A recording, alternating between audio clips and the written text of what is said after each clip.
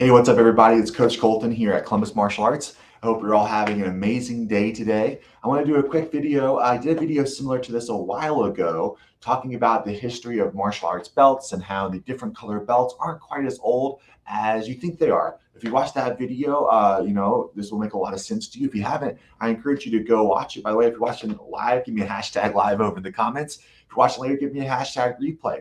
Today, I wanted to do a video talking about what exactly do we do here at Columbus Martial Arts Academy. I get questions from parents and students all the time. It's in the name, martial arts. What does martial arts mean? What's the difference between all of that stuff? And those questions are going to be answered today. So what exactly do we do here at Columbus Martial Arts? Well, let's talk about what martial arts means really quick. And I think that term will clear things up once we get into it. Because when we have new students come into the academy, I hear it called all kinds of things. It's called karate, taekwondo, ninja training, jiu-jitsu, MMA. What exactly are we doing? What are those things? Well, martial arts, it's an umbrella term, right? It's kind of like how music is an umbrella term for all the different types of music in the world, right? You have country, rock and roll, blues, rap. You have all of these different styles of music. Music's an umbrella term. Well, martial arts is kind of the same thing. It's an umbrella term for many different styles of fighting. And some of the most popular styles that you know are karate and taekwondo. Karate, obviously, because of Karate Kid and all the movies. Taekwondo, same thing. Ninja Kids and things have been popping up. So now I have a lot of kids and they're calling it ninja training. And they also see kind of ninja adjacent things like parkour and like obstacle courses and stuff. So I've had more and more of my students calling it ninja training lately, which is just fine. I don't get offended or correct anyone when they call it any of these things because in some kind of way, they're all somewhat correct. And you can see that here, martial arts, it's an umbrella term. On the left-hand side, you can see is a graphic talking about many different styles of martial arts. And historians can obviously go back and look at records and get some approximate dates of when they've started. You can see here some of the oldest going to ancient Greece and ancient Rome, and also ancient Asia as well through different styles and things like that. And a couple of great quotes by Bruce Lee here, a martial artist who really thought a lot about styles, and some people call him the original mixed martial artist. That's not quite true. Because they have been blending different styles of fighting and protection for a long time now. But he is famous for saying things like he doesn't believe in styles unless there's humans walking around with 4 arms and 2 heads. That there can't be different styles because we're all built the same and we have the same tools and we have to figure out how to best use those tools to protect ourselves. And that is very true. And ultimately here at Columbus Martial Arts, we don't teach a singular style of martial art. So in essence, we kind of do teach a mixed martial arts program. Now, when you go and look at our advertising materials, you won't see it called a mixed martial arts program because mixed martial arts is, while that term does mean a blend of martial arts, that term now also means the sport of mixed martial arts, which we're not really into. It also kind of summons imagery of, bad barbed wire tattoos and cage fighting and things like that may not be a family-friendly atmosphere and definitely isn't something we want our youth doing at the ages of 7, 8, and 9, right? If you know about head trauma and, how many parents are concerned about things like contact football now, they could obviously, rightfully concerned about sticking their kids into a cage fight. We're not doing that here. We have a modern martial arts program. And to achieve our goals, we're going to have to do a mixture of different martial arts. And in that regard, we do a mixed martial arts program, but it's not MMA as, the sport is concerned.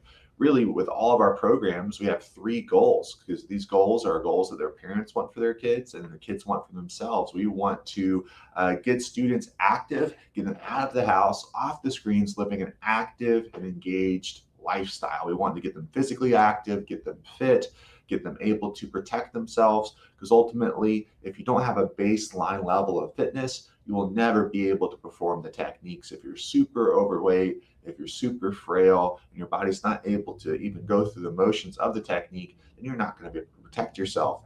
Number two, we want to teach students techniques they could use to protect themselves in various situations. If they're getting bullied at school, they're attacked in the neighborhood, if it's a stranger danger type of situation, we want our students to be able to protect themselves. And lastly, we want to use martial arts as a vehicle for character development. And this is really key for us as well. And it's a huge part of our curriculum. We want our students to, be kind, be focused, have good perseverance, be confident in themselves. That's really the ultimate goal. No one really walks out of their home expecting to have to, be in a fight that day to protect themselves. So we want our students to be constantly ready. But the reality of the situation is, while we want them to be constantly ready, the chances are they are going to be in a fight. How many days do you wake up and have to fight? Not too often, right? So we're preparing for a minute fraction of the time. Now, of course, many parents are concerned. You see the news today, you see all the things going crazy in the world. I mean, the past 2-3 years have been crazy, right? And of course, bullying at school is getting more severe and things like that. So they want their child to be prepared, and rightfully so. But something that can serve them every day is great character, great leadership skills, students that are more confident, students that are more focused, much less likely to even get bullied in the first place verbally, let alone get bullied physically. So very important for us to set our students up for success on the leadership side. Now, to achieve these three objectives, we have to come together and use a couple of different martial arts skills. So what are we doing exactly? Well, to prepare them on the technical side, we have a 4-step battle plan. And the 4-step battle plan is to achieve the clinch, to complete the takedown, to maintain control of the opponent once they're on the ground, and then to apply a submission if necessary. We have this 4-step battle plan for a few different reasons. For one, when you have that fight or flight response, you're going to do what you're trained to do. And we have to have a game plan for our students. When they go into a fight, if they ever get attacked by a bully or something like that, they have to have a game plan. Without a roadmap to victory, without a game plan for success, there will be no victory. There will be no success. It's just going to be chaos. They're throw things out there and see what sticks. And that's definitely not a very smart way to protect yourself. Number two, if it is a situation at school or in public, we definitely want our student to be armed with every piece of evidence that they tried to avoid the fight and tried to do the right thing. So no step in this 4-step battle plan says that they're going to try and hit, going to try and break a limb, going to try and knock somebody out, try to do bodily harm. That is not part of any of the 4 steps. In fact, it's the opposite. My students trying to keep themselves safe 110% of the time, and also, in some degree, be merciful to the opponent, because we do know how to protect themselves. If we're in a position of power where we can do that, and we don't have to hurt the other person, we can do that too. Essentially, we're wrapping them up, getting them on the ground, getting on top of them and controlling them where they can't hurt us and we don't have to hurt them. And hopefully help will get there and arrive. And it's only if we get to that point and help's not arriving, no one's on the way, and that opponent is still trying to hurt us, that we may have to apply some kind of submission, whether it be some kind of joint manipulation or some kind of choke to, subdue them and ultimately keep us safe.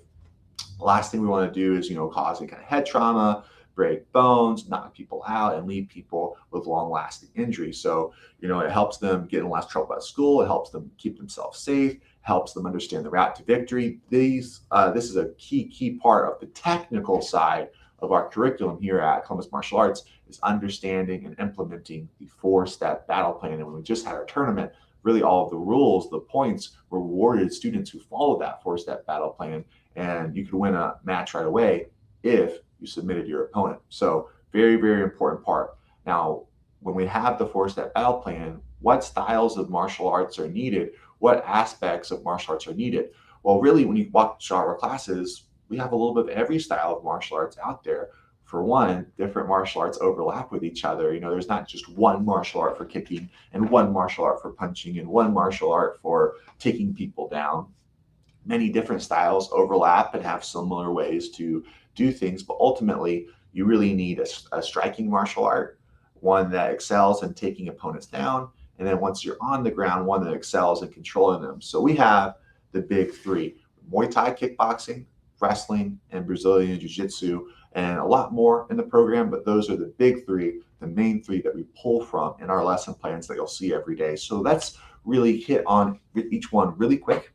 First, Muay Thai, what is it? It's a striking martial art from Thailand. It's a style of kickboxing, but it's a little bit more than, if you've watched American boxing or American kickboxing, they also clinch and hold on to each other and throw knees and elbows and things in there.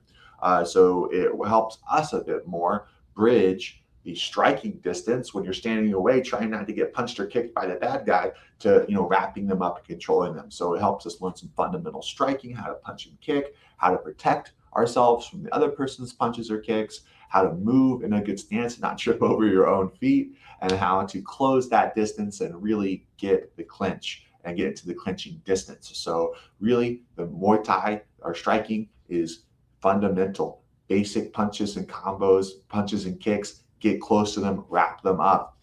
It's not like what you see on TV. We're not training our students to do any crazy spinning, flying, jumping kicks, because those are very risky. You have, and have a high level of balance and coordination. If you miss them, you're usually wide open. If you're spinning, you're turning your back to your opponent. Those techniques, while very flashy, aren't the most practical to keep our students safe. So they're not the type of techniques we normally teach in our martial arts classes. Now, once we get that clinch, the next gap we need to fill is getting them from the clinch when we're holding them standing down to the ground. And you'll see some wrestling in our classes. Wrestling is, holding on, getting that opponent. I'm sure you guys have seen, high school or collegiate level wrestling matches. We're not talking about WWE professional wrestling. Okay, they're not going to lay on the ground while we get up on top of a chair and jump off and give them a flying elbow drop. We're talking more about how to get them from the standing position down to the ground where we can control them. So, different trips, different throws, different takedowns, where we can get them off the feet and onto the ground. Because the fact is, unless you train in a specific martial art, once you're on the ground and someone's on top of you, it's extraordinarily difficult to escape. So we see this kind of big swoosh and danger. At first the danger level is really high. When you're standing up and they're standing up, and you guys can both punch and kick each other, the danger for both people very high. But once one of our students can take the person down to the ground, get on top of them, now the danger level, while not zero, much, much less. When you're on top of them, even if they are trying to punch at you, the power much less, the ability for them to inflict injury to you much less. We definitely want to get on top of them ASAP. So after the takedown, apply that pressure, stay on top of them.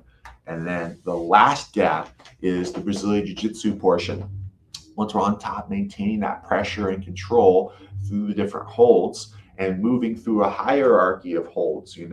Once you establish your baseline level of control, you want to get better and better control. Maybe when you first get them down, they're still struggling to escape, punching you. And then you get a better form of control where they can't escape as easy, and then a better form of control where they can't really punch you.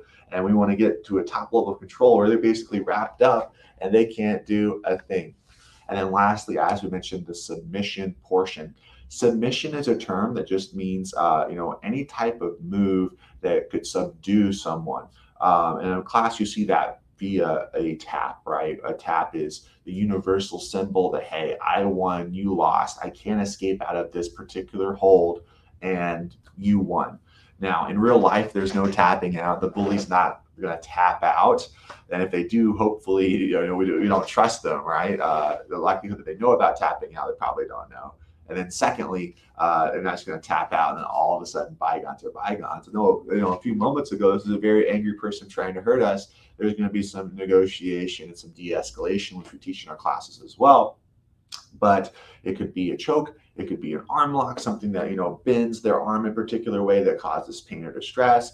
Ultimately, it's in the signal saying, hey, buddy, leave us alone, or we're going to have to keep bending this, keep applying this pressure. It's not going to feel too good, and we don't want to hurt you. So those are ultimately the keys to victory, the 4-step battle plan, the different skills, the different martial arts we have to plug in there to take our students from A to Z on the technical side. It's all based in practicality and just realistic movements that are great for self-defense.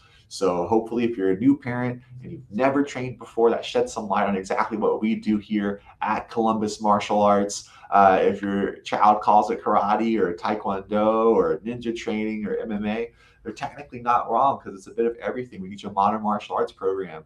And like Bruce Lee said, you have to kind of broaden your horizons. You don't want to stay stuck on just, taekwondo's the best, karate's the best, jiu-jitsu's the best. I'm sure if you Google, there's going to be endless forums and social media posts with different people that train different styles, dogging on each other, trying to figure out what style is the best. Well, I think, and pretty well regarded, the popular opinion is that the best style is all styles together, to have no one true style, but to take the best aspects of everything and apply them in a way that makes sense, that's safe, and that's going to really help our students reach their goals, which is getting physically fit, staying healthy, being able to protect themselves, and also being a leader in our community. Thank you guys so much for watching. If you have any questions, leave them down in the comments below. We'll see you guys here on the mat soon.